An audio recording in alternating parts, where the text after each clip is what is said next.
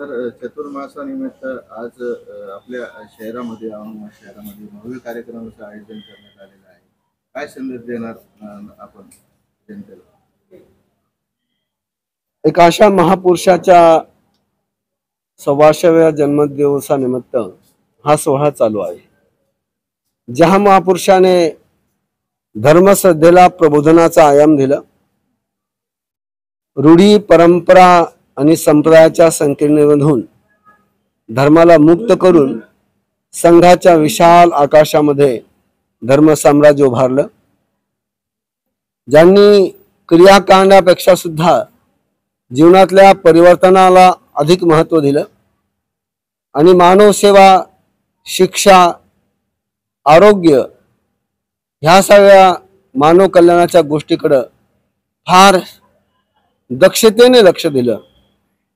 जो महापुरुष चिचुंडेसारख्या एक लहान गावामध्ये जन्म घेऊन 13 वर्षी ज्यांनी संन्यास घेतला आणि 13 वर्षी संन्यास घेतल्यानंतर 92 वर्षापर्यंत म्हणजे जवळजवळ 80 वर्षापर्यंत ज्यांनी भारतातल्या सर्व धर्माच्या सर्व जातीच्या लोकांना आपल्या मधुर, रसाळ आणि हृदयस्पर्शी वाणीने धर्माच्या मार्गावर चालण्याकरता बळ दिलं.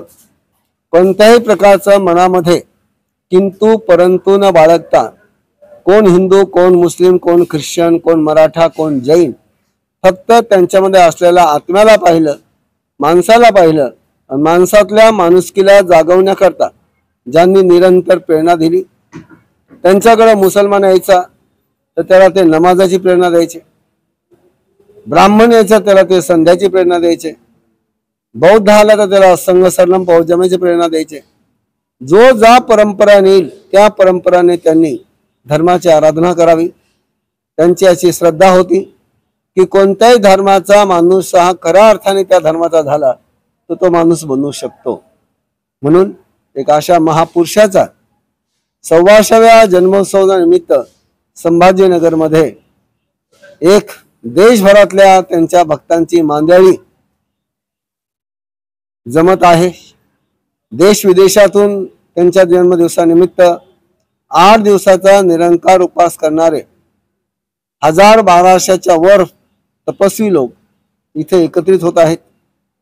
त्यानिमित्ताने मानव सेवाचे काम चालू आहे, प्रबोधनाचं काम चालू आहे, संघ निर्माणाचं काम चालू आहे. ते असे एक महापुरुष की ज्यांना सर्व जातीच्या देवांनी माणसांनी स्वीकारलं. त्यांच्या जन्मगावी त्यांच्या जन्मदिवसावर आनंद यात्रा भरते. त्या आनंद यात्रामध्ये हजारो लोक सामील होतात. मागच्या वर्षी तर त्या आनंद यात्रेचं सगळं संयोजन तिथालच्या एका मुसलमान बांधवाने केलं, त्याच्यातर्फे तिथालचा प्रसाद होता. कारण की ते सगळ्या धर्मजातीच्या लोकांना आपले बाबा लागतात. आणि चिचुंडीमध्ये आज सुद्धा कोणत्याही परंपरेच्या माणसाच्या जीवनामध्ये सुखाचा प्रसंग येऊ की दुःखाचा प्रसंग येऊ, त्याला सगळ्यात अगोदर कोणतं ठिकाण दिसतं तर आनंद बाबाचं ठिकाण दिसतं.